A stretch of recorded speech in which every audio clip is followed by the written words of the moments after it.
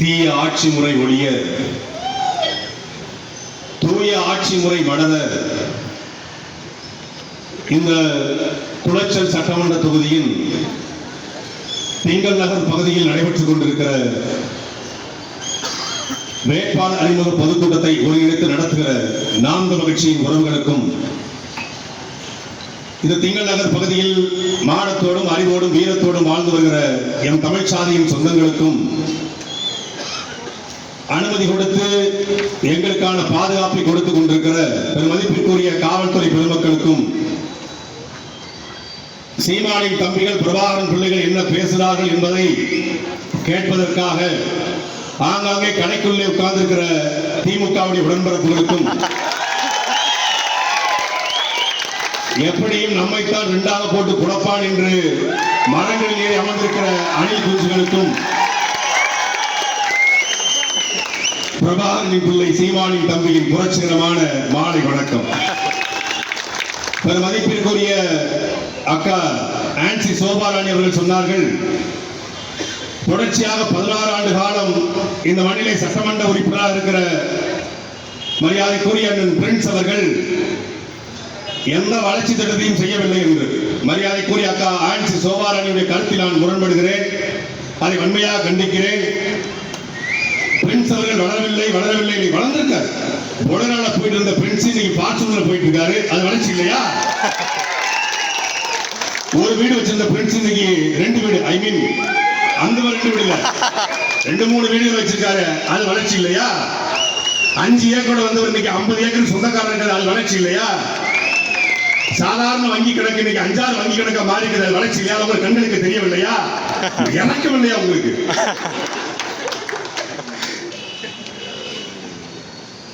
ரெண்டாயிரத்தி 20 காலகட்டத்தில் இவருடைய சொத்து மதிப்பு என்ன, இப்ப என்ன சொத்து மதிப்பு அப்படின்னு கணக்கிட்டு பார்த்தால் குளச்சல் சட்டமன்ற தொகுதி வளர்ந்திருக்கிறதா, குளச்சல் சட்டமன்ற தொகுதியுடைய எம்எல்ஏ வளர்ந்திருக்காரா என்பது தெரிந்துவிடும்.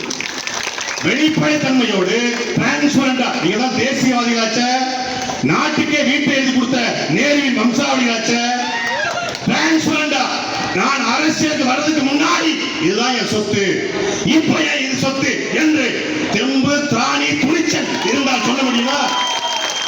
வெற்றியே இல்லாம பெரும் தலைவர் கிங் மேக்கர் சாகர வரைக்கும் 5 பைசா கூட லஞ்சம் வாங்காமல் லஞ்சம் தவிர்த்து நெஞ்சம் நிறுத்து என்ற எங்கள் தாத்தா காமராஜர் பெயர் சொல்லி ஓட்டு பிச்சை எடுக்கிறீங்க. காமராஜர் பெயர் சொல்ல காங்கிரஸ்கார எவனுக்காது தகுதி இருக்காடா? தகுதி இருக்கா? என்ன தகுதி இருக்கு? சாகும்போது சட்டப்பையில் 120 ரூபாய் பணம், 2 சொல் பிஞ்சு செருப்பு, 4 தட்டு, 4 வேட்டி சட்டை. நம்ம எல்லாம் பெட்ல படுக்கிறோம். ஒரு குறைந்தபட்ச ஒரு பெட்டுடைய உயரம் 6 அடி 5 அடி அகலம். விருதுநகர்ல பெருமதிப்பிற்குரிய தாத்தா காமராஜருடைய நினைவிடம் இருக்கிறது.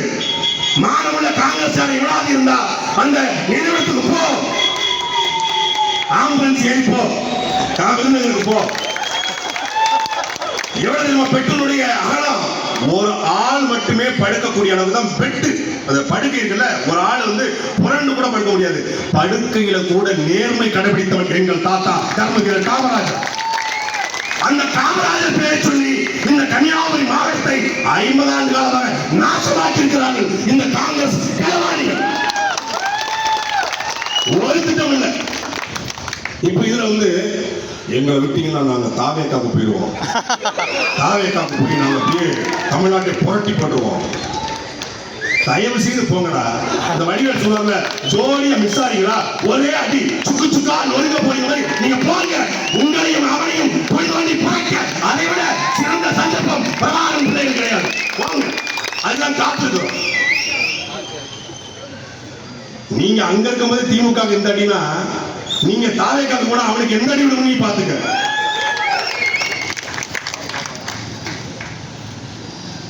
ஐந்தாண்டு கால ஆட்சி கிட்டத்தட்ட நிறைவடை போகுது. அக்கா சொன்னாங்கல்ல, நாங்க இந்த பள்ளிக்கூடத்துக்கு 2 கோடி ஒதுக்குறோம், சாலைக்கு இவ்வளவு ஒதுக்குறோம், பாலத்துக்கு இவ்வளவு ஒதுக்குறோம். அது அந்த ஒதுக்குறது இல்ல, இங்கிட்டு ஒதுக்குறது. நீங்க தப்பா நினைச்சுக்கீங்க. அவன் ஒதுக்குறேன்னு சொல்றது இங்கிட்டு ஒதுக்குறது.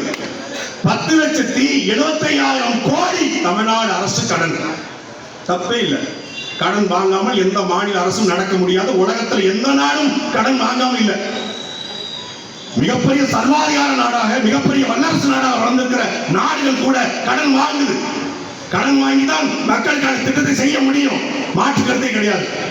கேரள அரசு கடன் இருக்கு, ஆந்திர அரசு கடன் இருக்கு, கர்நாடகா கடன் இருக்கு, மகாராஷ்டிரா கடன் இருக்கு, ஊபி மாப்பி எல்லா மாநிலங்களுக்கும் கடன் இருக்கு. இந்திய அரசுக்கு 10 லட்சம் கோடிக்கு மேல 1 லட்சம் கோடி 1,70,000 கோடியா 100 லட்சம் சாரி 100 லட்சம் கோடிக்கு மேல கடன் இருக்கு. தமிழ்நாடு அரசுக்கு 10,3 லட்சம் கோடி கடன். கடன் வாங்குவது தப்பு இல்லை. கடன் வாங்கி நீங்கள் செய்த சாதனை என்ன? யாராவது கரை வெட்டி கட்டின மானமுள்ள திமுக காரன் என் கூட டிபேட் பண்ண தயாரா இருக்கியா? இதே நாளை யாராவது ஒருத்தர் இல்லங்க நம்ம கடன் வாங்கி இந்த நாட்டுக்கு இவ்வளவு செஞ்சிருக்கிறோம். திமுகவோட தேர்தல் வாக்குறுதி ஒரு பாட்டு போட்டாங்க. திமுக ஆட்சி வரதுக்கு முன்னாடி எல்லாருக்கும் தெரிஞ்சிருக்கும். ஸ்டாலின் தவறாரு, விடியல் தர போறாரு, அதுதான் மக்களோட முடிவு. இருட்டாயிருக்கும் ஊருக்குள்ள ஒரு பூத்து ஒண்ணு பிறக்குதம்மா. வாராரையா அவரை வாராரையா, அள்ளி தர போறாரையா. இந்த பாட்டு இப்ப எங்கேயாவது கேட்டீங்களா? இப்ப போட்டா எங்க அக்கா மகன் மரிசீன மகன் அவன் கல்லவுக்கு அடிப்பான். ஏய் அவன் அடிப்பான், நாங்க அடிக்கணும். ஆட்சிக்கு வருது முடியும். சொன்னதைத்தான் செய்வோம், செய்வதைத்தான் சொல்லுவோம். ஏனென்றால் நான் கலைஞர் மகன். அங்கதான் டவுட்டே வந்துச்சு. கலைஞர் மகன், நாங்க சொன்னதைத்தான் செய்வோம். நாங்க ஆட்சிக்கு வர்றதுக்கு முன்னாடி திமுகவோட தேர்தல் வாக்குறுதி, திமுகவுடைய கதாநாயகன் என்று அழைக்கப்பட்டுச்சு. இப்போ கதாநாயகி வர போறலாம் இந்த வருஷம். கதாநாயகன்ல முதல் 100 வாக்குறுதி, அந்த 520 வாக்குறுதி நான் போகல. நான் வந்து அவ்வளவு இறக்கம் இல்லாதவன் கிடையாது. நான் ரொம்ப கருணை உள்ள படைச்சவன். முதல் 100 வாக்குறுதி முதல் எழுதிங்கள, நான் போய் சொல்லல. www.dmk.in அப்படிங்கிற இணைய பக்கத்துல இது எல்லாமே இருக்கு. தமிழ்ல இருக்கு, ஆங்கிலத்தில் இருக்கு, போய் படிச்சுக்கோங்க. முதல் வாக்குறுதி, திருக்குறளை தேசிய நூலாக்க மத்திய அரசை வலியுறுத்துவோம். வலியுறுத்தினீங்களா? கடும் ஊழல் புகாருக்கு ஆளாகியுள்ள அதிமுக அமைச்சர் மீதான புகார்களை விசாரிக்க தனி நீதிமன்றம் அமைக்கப்படும். அமைச்சீங்களா? முதலமைச்சரின் நேரடி கட்டுப்பாட்டில் தனித்துறை உருவாக்கப்பட்டு உங்கள் தொகுதியில் ஸ்டாலின் என்ற திட்டத்தின் பெறப்பட்ட மனுக்களுக்கு 100 நாட்களில் தீர்வு காணப்படும். கண்டீங்களா? அனைத்து சட்டமன்ற தொகுதிகளிலும் மக்கள் குறைகேட்பு முகாம்கள் நடத்தப்படும். நடத்துறீங்களா? சட்டமன்ற நிகழ்ச்சிகள் தொலைக்காட்சியில் முழுமையாக நேரடியாக ஒளிபரப்பு செய்யப்படும். செஞ்சீங்களா? பொங்கல் திருநாள் பண்பாட்டு திருநாளாக மாநிலம் முழுவதும் கொண்டாடப்படும். கொண்டாடுனீங்களா? கொரோனாவால் பாதிக்கப்பட்டு பொருளாதாரம் மேம்படுத்தப்படும் வரையில் சொத்து வரி அதிகரிக்கப்படாது, அதிகரிச்சு விட்டாங்க. அப்புறம் அனைத்து தரப்பு மக்களின் நலத்தையும் கருத்தில் கொண்டு பெட்ரோல் விலை லிட்டருக்கு 5 ரூபாய் கொடுன்னு இருந்துச்சு. டீசல் விலை லிட்டருக்கு 4 ரூபாய் தேன் ஊத்தனமா இருந்துச்சு. சமையல் எரிவாயு சிந்தனை, சமையல் எரிவாய்க்கு இவங்களுக்கு சம்பந்தமே இல்லை. சமையல் எரிவாயு லிட்டருக்கு 100 ரூபாய் குறைக்கப்படும். பெரிய மாநகராட்சியில் பறக்கும் சாலை திட்டம் மேம்படுத்தப்படும். மாதம் ஒரு முறை மின்கட்டணம் செலுத்தும் முறை அமுல்படுத்தப்படும். அதுக்கப்புறம் நியாய விலைக்கடையில் மாதம் 1 கிலோ சர்க்கரை கூடுதலாக தரப்படும். உளுத்தம் பருப்பு, இந்த ஆட்சியே ஒரு உளுத்தம் பருப்பு தான். உளுத்தம் பருப்பு வழங்கப்படும். அனைத்து அரசு வேலை வாய்ப்பிலும் பெண்களுக்கு இடஒதுக்கீடு 30 விழுக்காட்டிலிருந்து 40 விழுக்காடு ஆக்கப்படும். ஆக்குனீங்களா? குடிசைகளை தமிழகம் உருவாக்க கலைஞர் சிறப்பு வீட்டு வசதி திட்டம் உருவாக்கப்படும். உருவாக்குனீங்களா? கிராம நத்தத்தில் உள்ள வீட்டு மனைக்கு பட்டா வழங்கப்படும். வழங்குனீங்களா? அனைத்து கிராமங்களுக்கும் தூய்மையான குடிநீர், இதுதான் குழு குழு குழு குழு குழு தூய்மையான குடிநீர், அக்வாபினா கக்வாபினா கிண்லே குண்லே மாதிரி வழங்கப்படும். வழங்குனீங்களா? அதுக்கு அடுத்த பாயிண்ட் ரொம்ப முக்கியமான பாயிண்ட், கடலோர மாவட்டங்கள் அனைத்திலும் கடல் நீரை குடிநீராக்கும் திட்டம் செயல்படுத்தப்படும். செயல்படுத்துங்களா? 60 வயதுக்கு மேற்பட்ட முதியோர் உதவித்தொகை 1500 உயர்த்தப்படும். 32 லட்சம் ஆதரவற்ற பெண்கள், கைமண்கள், 50 வயதை கடந்த மனமாகாத பெண்கள், மாற்றுத்திறனாளிகள், உடல் பாதுகாப்பு திட்ட பயனாளிகள், இலங்கை அகதிகள் ஓய்வூதியம் 1500 ஆக்கப்படும். ஏழை மக்கள் பசி தீர்க்க முதற்கட்டமாக 500 கலைஞர் உணவகம், இது மட்டும் திறனாங்க. அம்மா உணவகத்தை மூடிட்டு திறனாங்க. இப்படி நான் சொன்னது வெறும் 15 தான். நீ படிச்சு பாரு, தலை சுத்தி கீழே விழுந்துருவேன். இதுல எதை நிறைவேற்றிருக்காங்கன்னா, பெண்களுக்கு 1000 ரூபாய், இலவச பேருந்து, தமிழ் மகன் திட்டத்தில் 1000 ரூபாய், அப்புறம் மாணவிகளுக்கு 1000 ரூபாய் புரட்சி பெண்.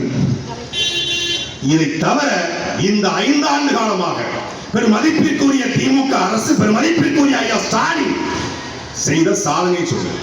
10.25 லட்சம் கோடி கடன் வாங்கிவிட்டு நீங்கள் செய்த சாதனை என்ன? சென்னையில் கடந்த 1 வார காலமாக மின் பொறியாளர்கள், போர்மேன் சொல்லுவாங்க, அவங்க போராடி இருக்காங்க. ஓய்வு, எங்களுக்கான ஓய்வூதியமும் சம வேலைக்கு சம ஊதியம் கேட்டு. செவிலி தாய்மார்கள், நாம வயசான காலத்துல நம்ம அப்பா அம்மாவை கைவிட்டுறோம். ஒரு சின்ன புண்ணு இருந்தா கூட மருந்து போட பயப்படுறோம், தயங்குறோம்.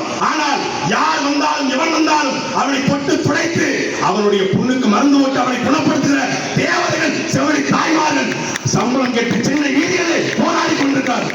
கேட்டா சம்பளம் கொடுக்க காசு இல்லை. மருத்துவ பணியாளர்கள் மருத்துவமனைக்கு உள்ள போன உடனே பிரசவமா, அவசர சிகிச்சையா, குழந்தை பிரிவா, இல்லை என்ன என்ன என்று உடனடியாக ஆய்வு செய்து அவளுக்கு சீட்டு போட்டு அனுப்புகிற கம்பவுண்டர்கள், மருத்துவ பணியாளர்கள். அந்த மருத்துவ பணியாளர்கள் 12,000 பேர் தமிழ்நாடு முழுமைக்கும் மாவட்ட ஆட்சியர் முற்றுகையிட்டு சம்பள உயர்வு கேட்டு அரசு ஊழியம் கேட்டு போராடி கொண்டிருக்கிறார்கள்.